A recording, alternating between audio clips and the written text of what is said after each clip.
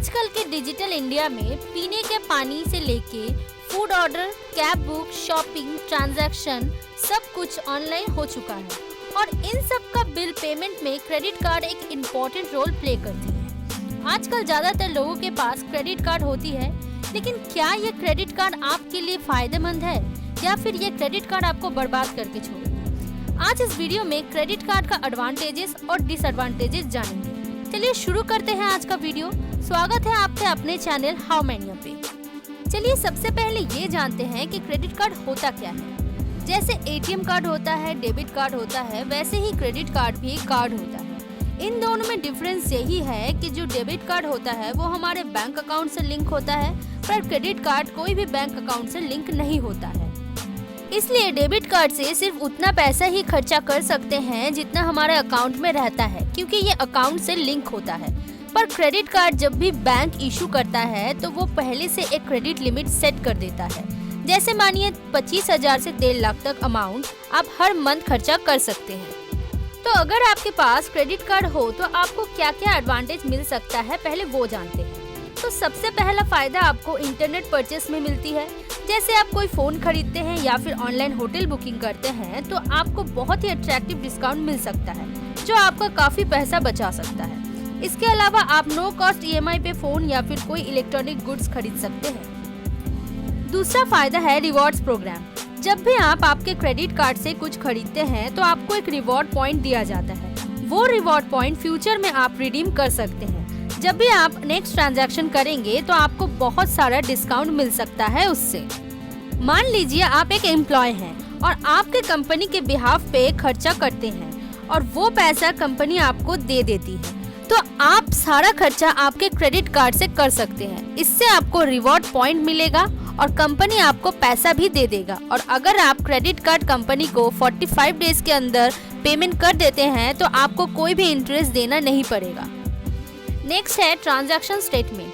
आप हर मंथ कितना पैसा खर्चा कर रहे हैं वो आपको ईमेल के थ्रू भेज दिया जाता है, तो वो देख के आप नेक्स्ट मंथ का क्या बजट होगा वो बना सकते हैं। अगला, अगर आप क्रेडिट कार्ड से कोई भी फोन खरीदते हैं और अगर कंपनी उस पे इंश्योरेंस देती है तो फ्यूचर में फोन डैमेज होने पे वो आपकी क्रेडिट कार्ड कंपनी रिपेयर या रिप्लेस करके देगी। पर ये डिपेंड करता है कि आप कौन से क्रेडिट कार्ड यूज करते हैं। और इसी के साथ अगर आप क्रेडिट कार्ड यूज करते हैं और उसे टाइम पे रिटर्न करते हैं तो आपका क्रेडिट स्कोर बढ़ता है। और अगर आपका क्रेडिट स्कोर 800 से ज्यादा होती है तो आपको कोई भी लोन आसानी से मिलता है। तो ये सब थी क्रेडिट कार्ड लेने की एडवांटेजेस।